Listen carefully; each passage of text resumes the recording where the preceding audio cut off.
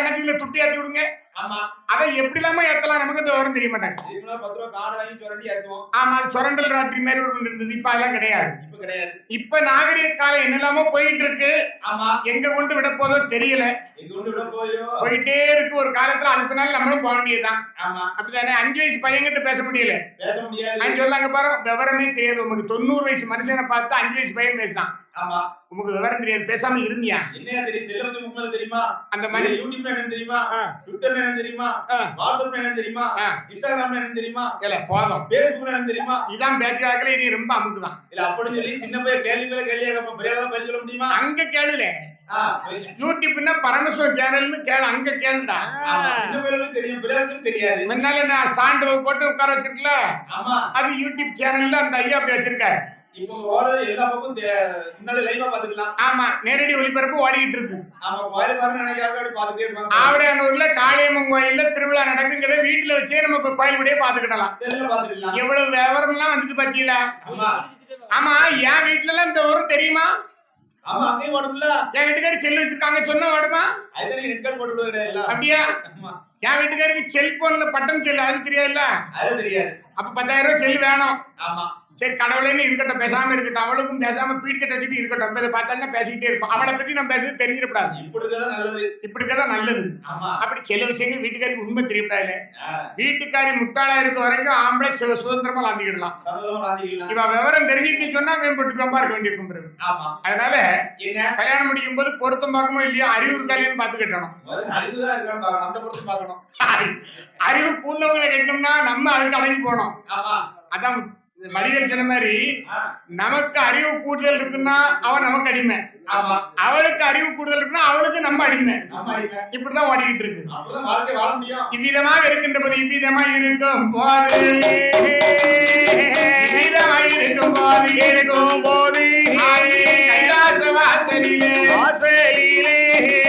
பயந்தங்கள் பார்வதியா பகவானுடைய இடமதிலே இல்லை என்ன சொல்வாளானாய் ஆண்டவனே ஆதிசக்தி வார்த்தைகளோ என்னோடு வந்தல்லவோ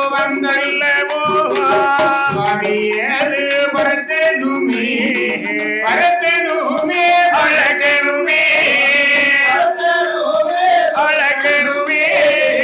சொற்கண்ட ஆடனுமே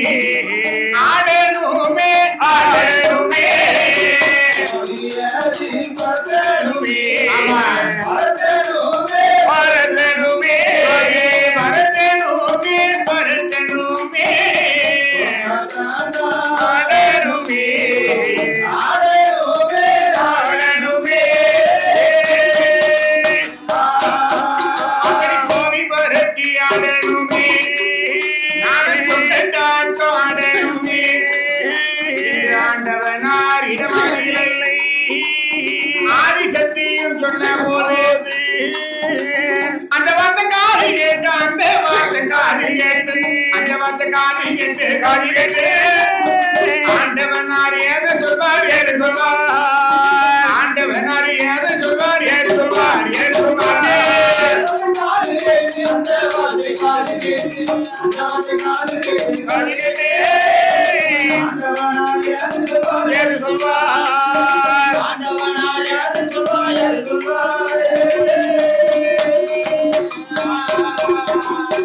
ஆண்டவரிடத்திலே ஆதிசக்தி சொன்ன, ஐயா பகவானே, நீர் பாட்டுக்கு படியிலக்க போறியரு, திரும்பி வாரியரு. நான் கைலாசத்துல தன்னந்தனிமையாத்தான் இருக்கேன். அதனால நாம 2 பேரும் இன்னைக்கு சோதி விரதி சொக்கட்டு ஆடணும்.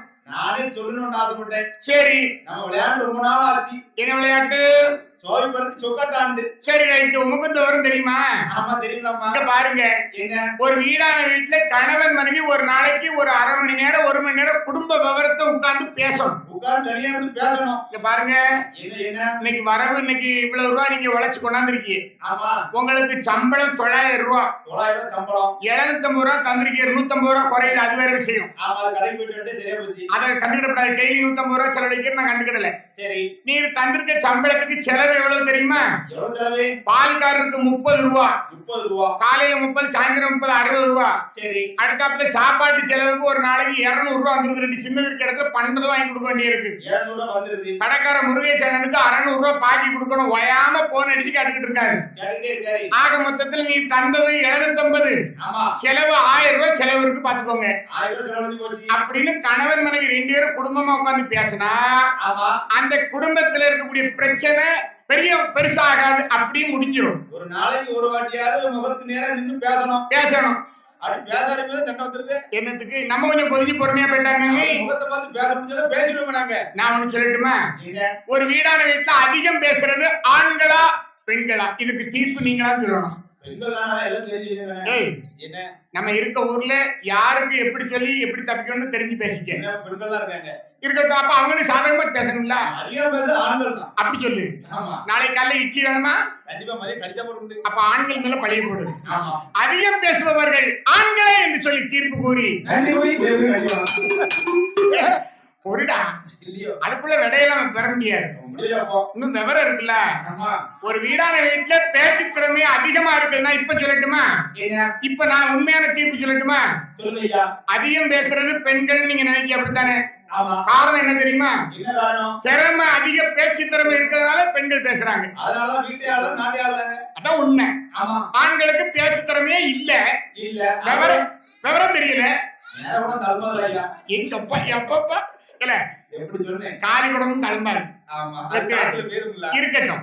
அப்படி இருக்க பார்வதி பகவானை 2 பேரும் இருந்து சோழிபுரத்தி சொக்கட்ட விளையாடுறா. பார்வதியும் சோழிபுரத்துறா, பகவானும் சோழிபுரத்துறா. ஆமா, பார்வதியும் விளையாடுறா, பகவானும் விளையாடுறார். ஆமா, வெற்றி தோல்வியணுமே. வெற்றி தோல்விங்கிறது தெரியணுமே. அப்ப வெற்றி தோல்விங்கிறது தெரியுது. எப்படி யார் ஜெயிச்சா தெரியுமா? முதலாவது ஆட்டத்திலே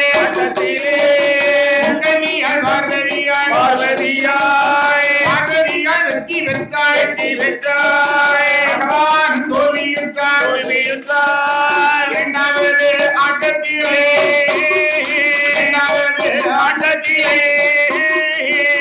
தேவி வெற்றி பெற்றார், ஈஸ்வரனாரும் தோல்வியுற்றார்.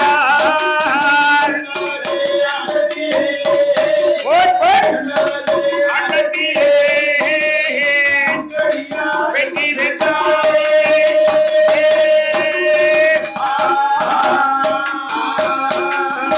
முதலாவது ஆட்டத்திலே முக்கண்ணியால் வெற்றி பெற்றார், முக்கணனார் தோல்வியுற்றார். இரண்டாவது ஆட்டத்திலே ஈஸ்வரனார் தோல்வியுற்றார், ஈஸ்வரி பார்வதியை வெற்றி பெற்றார். மூணாவது நேரம் விளையாட போகும்போது பார்வதி சிரிச்ச விடணுமா? ஏன்னா ஜெயிப்பு வந்துட்டலாம்.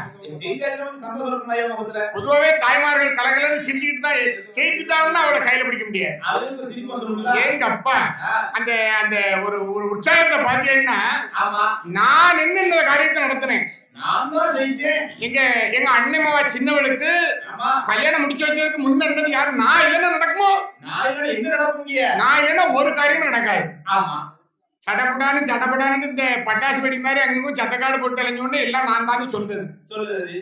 எங்க ஊர்ல சொன்னேன். நம்ம ஊர் மக்கள் நல்லவர்கள். ஆமா, ஆனா பார்வதி 2 முறையில ஜெயிச்சுட்டா. 3வது முறை ஜெயிக்கணும்னு விளையாடுறா. மூன்றாவது முறை பகவான் பார்வதி விளையாட்டுல ஜெயிச்சது யார் தெரியுமா? 3வது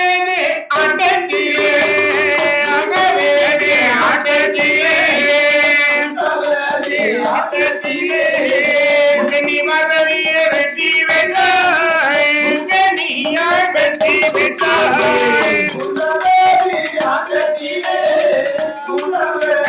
ஆட்டத்திலே ஆட்டத்திலே வெற்றி பெற்றாய், வெற்றி பெற்றாய்.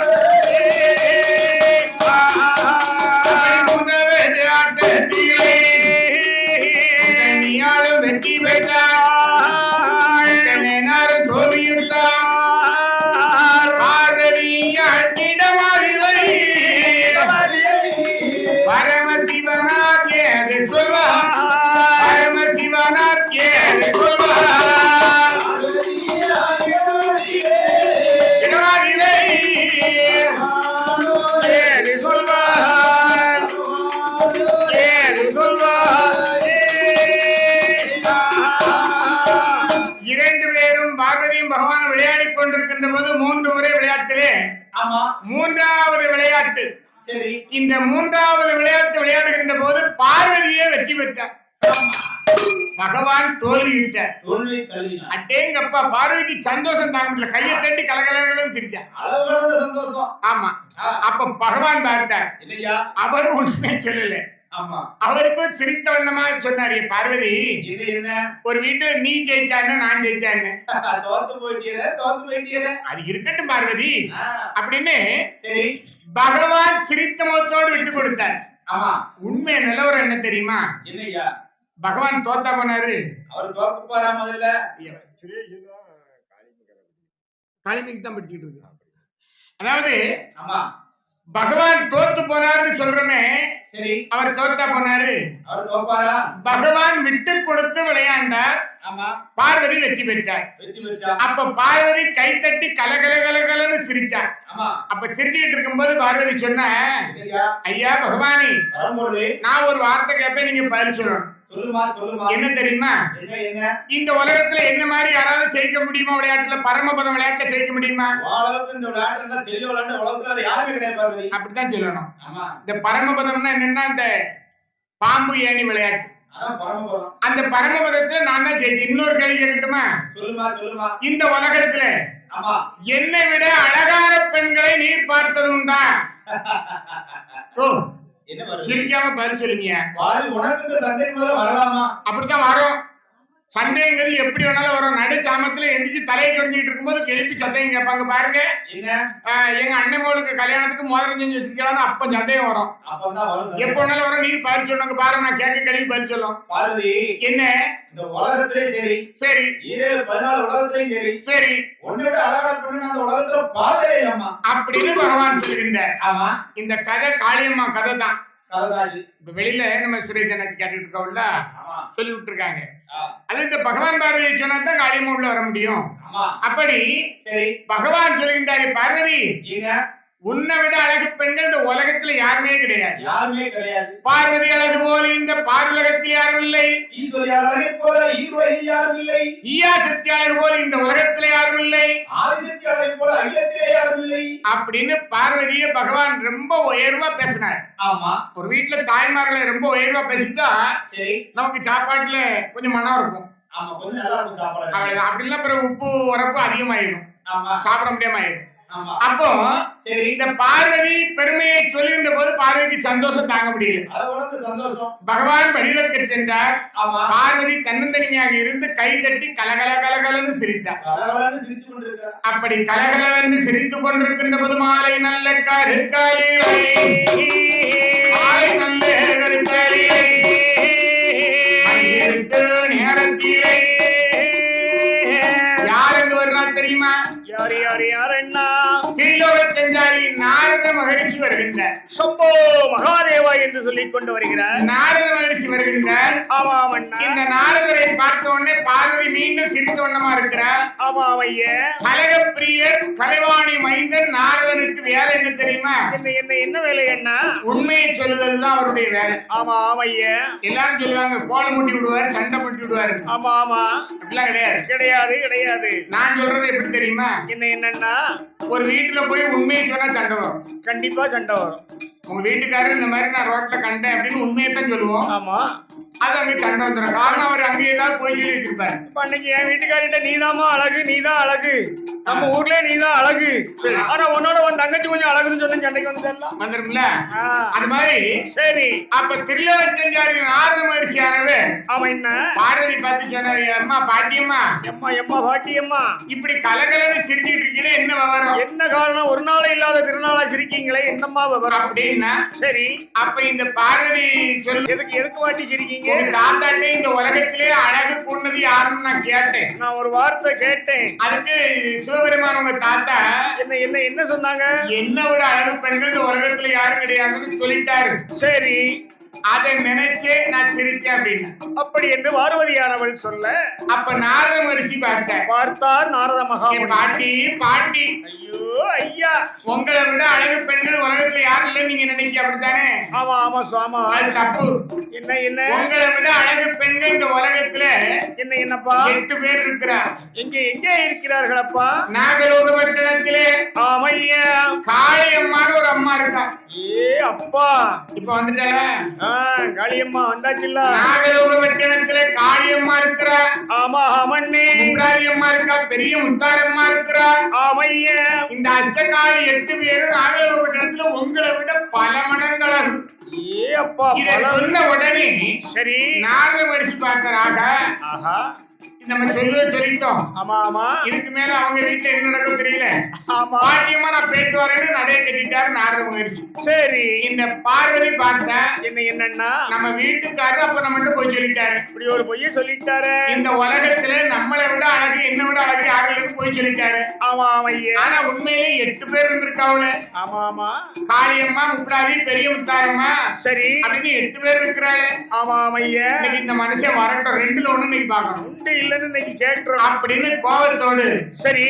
அம்மா மாலை நல்ல கருக்காரிலே மயிலிட்டு நேரத்திலே மூஞ்சி நல்ல கருக்காரிலே உச்சாமே வேளையிலே அந்தி நல்ல கருக்காரிலே அழகு நல்ல நேரத்திலே சிவபெருமானும் பாராரே படியிழந்து பகவானுக்கு அந்த பராசக்தி பார்வதியா வாசலிலே அமர்ந்து கொண்டு நீட்டிய கால் மடக்கிடாமல் தேவி பார்வதியா அழிந்த கூந்தல் முடியாமல் தலைவீரி கோலமாக கன்னத்திலே கைய வைத்து அவ கன்னத்திலே கைய வைத்து அவனுக்கு அறிவா இருக்காளே.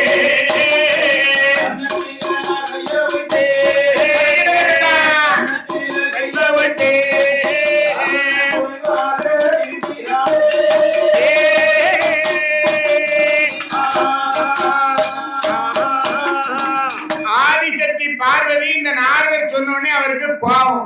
அவருக்கு கோபம் என்ன கோபம் தெரியுமா? இருக்கியா? பார்வதிக்கு நம்ம வீட்டுக்காரர் நம்மளை விட அழகு பெண்கள் உலகத்துல யாரும் கிடையாதுன்னு சொல்லிட்டாரு. கிடையாதுன்னு சொன்னாரு. இந்த நாரத மகரிஷி போய் சொல்ல மாட்டார். ஆமா, கெட்டிக்கார மனுஷன். அந்த மனுஷன் இப்படி உண்மையை சொல்லிட்டு போறாரு.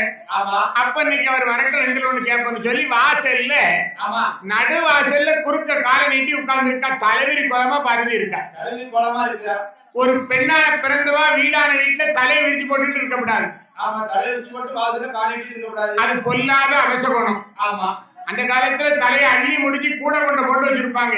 சரி, காரை பின்னி வச்சிருப்பாங்க. ஆமா, அப்படி நடந்தது ஒரு காலம். தலைவிரி கோலமா இருக்க மாட்டாங்க. இருக்க மாட்டாங்க. அப்போ இப்ப அப்படி இல்ல. ஆமா, தலையை விரிச்சு போட்டுக்கிட்டு இருந்தா அது ஒரு ஸ்டைல், அது ஒரு ஃபேஷன். அது பேஷன், அழகு அப்படிங்காங்க. ஆமா, அதுக்கு பேரு ஃப்ரீ கேர். Free care. என் வீட்டுக்காரு ஃப்ரீ கேர் போடுறேன்னு சொல்லி படக்குன்னு தலையை உழைச்சு விட்டா பொத்துன்னு முடிவுக்கு விழுந்துட்டு என்னாச்சு? இப்ப ஃப்ரீ கேர் போடுறதுக்கு அவளுக்கு கிராப் வச்சு வெட்டி விட்டாச்சு. ஆமா, கிராப் வச்சு வெட்டி விட்டாச்சு. ஆமா, பாட்டு தலையில அடிக்கல. தலையத்துல ஆடிக்கிட்டு ஆமா, இந்திரா காந்தி அம்மா மாதிரி. நான் எதுக்கு சொல்லுன்னா யாரையும் வருத்தத்துக்கு சொல்லதுன்னு சொல்லல. ஆமா, உண்மையிலே தலைவிரி கோலமா இருக்கக்கூடாது. யாரும் தலைவி கோலமா இருக்க கூடாது. அது அவசியம். வாசல்ல குறுக்க காலை நீட்டிட்டு இருக்கக்கூடாது. ஆமா, வீட்டுக்காரர் வேலையை பிறப்புவாரு, சரி, வாசல்ல குறுக்க காலை நீட்டிட்டு ஆமா, அப்பந்தான் அவசரமா கடம்பிடி சுத்துது. அப்பதான் வீடு சுத்து. ஆமா, சுத்திட்டாலும் என் அப்பா ஐயே எங்க அப்பா தாண்டி போறப்ப என்ன பொல்லாத இது ஆமா, அப்படின்பா. சரி, அப்படி இருக்க ஆமா, ஆதிசக்தி பார்வதி மௌனமா இருக்கின்ற. மௌனமா தலைவி கோலமா அமைதியா இருக்கிறா. அப்ப பார்த்தார் இந்த மகாதேவன் சிவபெருமான். ஆகா, என்ன என்ன பெண்ணா பிறந்தவா கம்முன் இருக்காளே. இவ அமைதியா இருக்கிறத பார்த்தா ஆதிசக்தி அமைதியா இருக்க பார்த்தா ஏதோ பிரச்சனை வரும் போல தெரியுதே. தெரியல தெரியல. அப்ப பார்வதி சத்தம் கொடுத்த, ஏ பார்வதி, எம்மா பார்வதி ஏ பார்வதி அப்படின்னு சத்தம் கொடுத்தா. குரல் கொடுத்தா. பார்வதி என்னன்னு பேசவே இல்லை. ஏன்னு கேட்டல எது பார்க்கல. கம்முன்னு இருக்கா. ஆமா, வீடான வீட்டுல தாய்மார்கள் கம்முன்னு இருக்கான்னா பூகம்பம் வெடிக்க போகுதுன்னு அர்த்தம். ஏதோ ஒரு பிரச்சனை வரப்போகுதுன்னு அர்த்தம். ஆனா பிறந்த ஆம்பளை வீட்டை விட்டு வெளியே போயிடணும். ஆமா, கிட்ட நிக்க கூடாது. ஆமா, நாம வீட்டுக்கு போய் 4-5 மாசம் ஆகுது. அவன் 4 மாதமாவே கம்முனா இருக்காது. என்னைக்கு பூகம்பம் வெடிக்க போதோ தெரியல. ஆமா அப்படி ஆமா ஆதிசக்தி பார்வதியை பார்த்து பகவான் சொன்னார், பார்வதி என்ன மௌனமாக இருப்பதென்ன, மௌனமாக இருப்பதென்ன, மாயசக்தி பார்வதியே மௌனமாக இருப்பதென்ன, மௌனமாக இருப்பதென்ன, மாயசக்தி பார்வதியே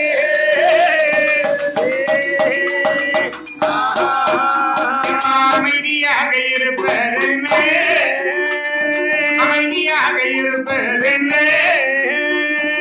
ஆதிசக்தி பார்வதியே பார்வதியே அமைதியாக இருப்பதென்ன, அமைதியாக இருப்பதென்ன, ஆதிசக்தி பார்வதியே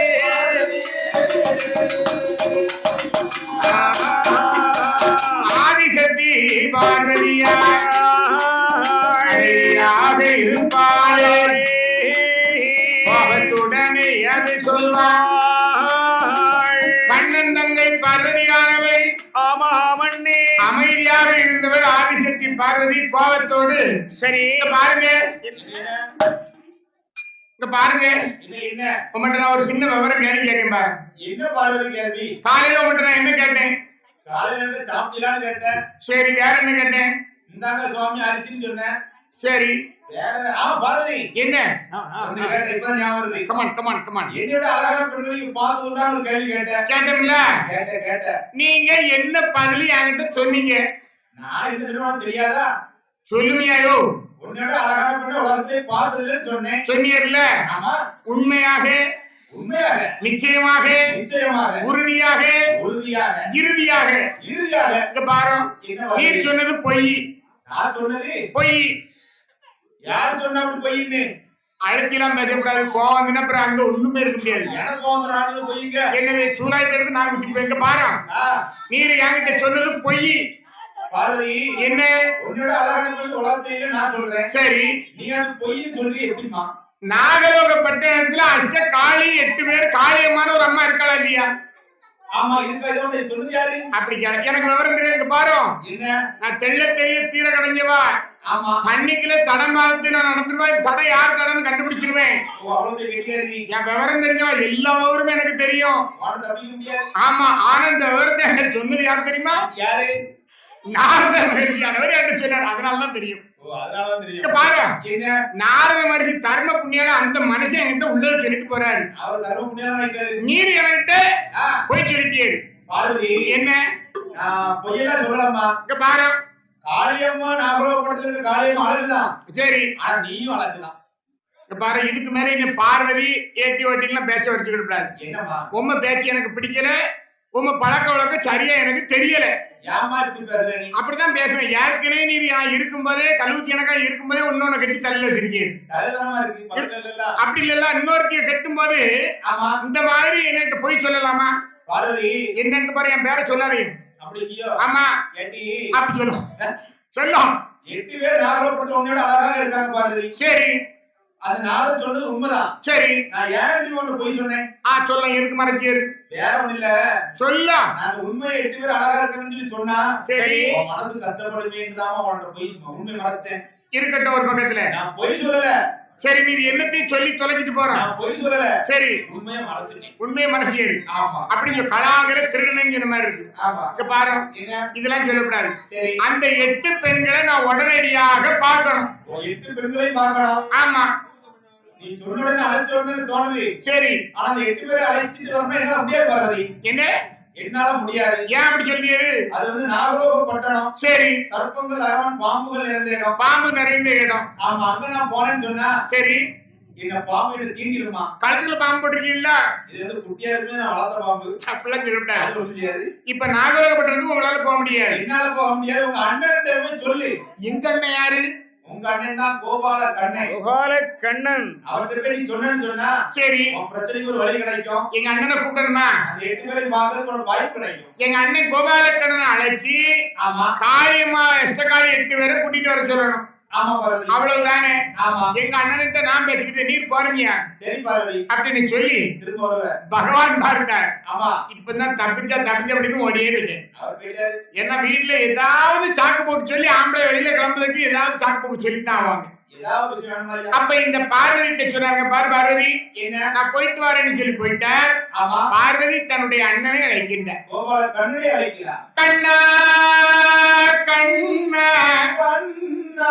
கார்மேக வண்ணா கமல கண்ணா. நகுந்தா முகுந்தா நரசிம்மா திருவிக்கிரமா திருப்பதி ஏழுமலை வெங்கடாஜலமூர்த்தி பெருமானே, புரியோதி ஆலை கொடுத்த உத்தமா உலகந்தாய் பெருமானே, பாதி நிறம் பச்சை நிறம் பாதி நிறம் பவள நிறம் நீல நிறம் காட்டும் நீல நிறமுடையானே, பார்த்ததுக்கு தேரோட்டிய பார்த்த சாரதி என் பெருமான் மாய கண்ணா என்று சொல்லி எப்படி அழைத்தால் தெரியுமா? இப்படி அழைக்கிறார். நாமம் தரித்தவனே நாராயணா நாராயணா.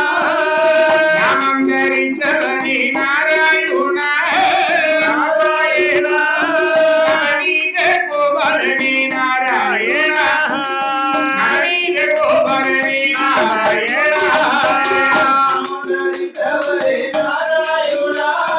நாராயணா நீத கோபாலனே நாராயணா. நீத கோபாலனே நாராயணா.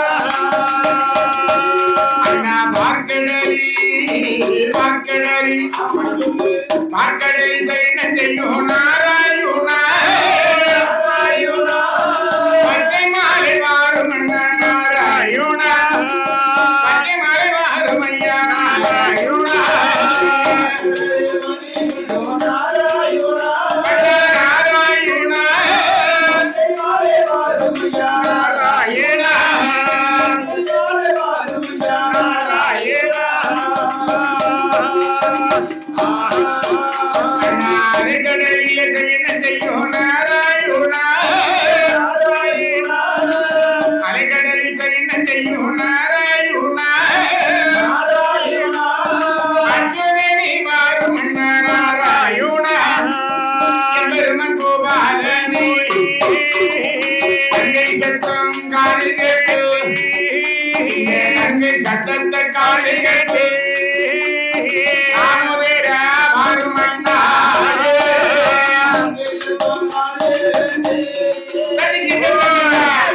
காதில் கேட்டு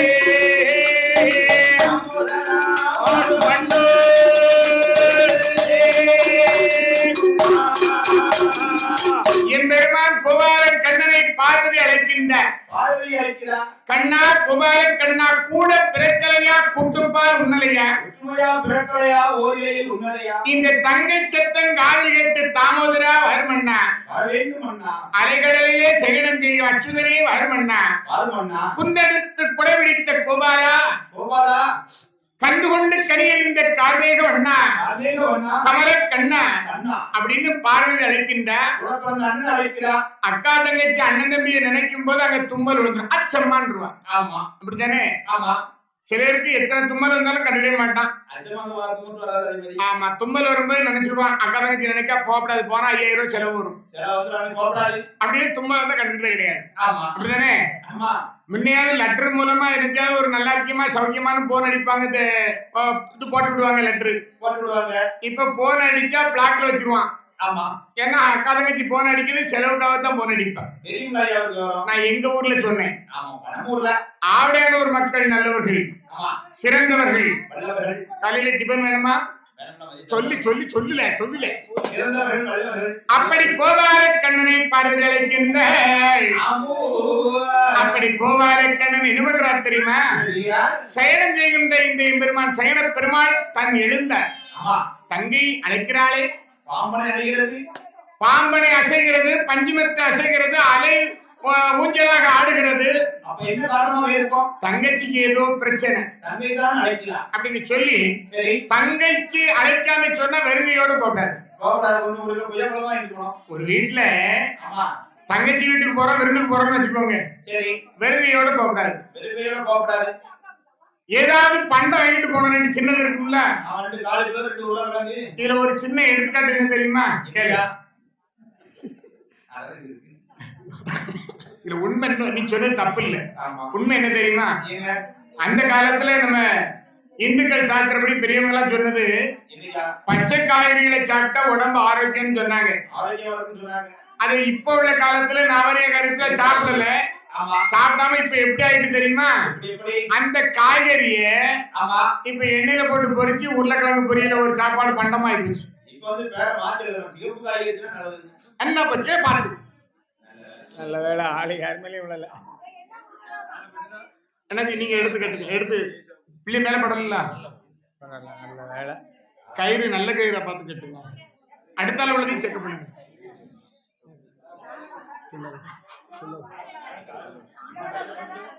படல வேற கயிறு. அலைகடல் குரலே சிறகடி அடித்து, அலைகடல் குரல சிறகடி அடித்து, அண்டேரே மா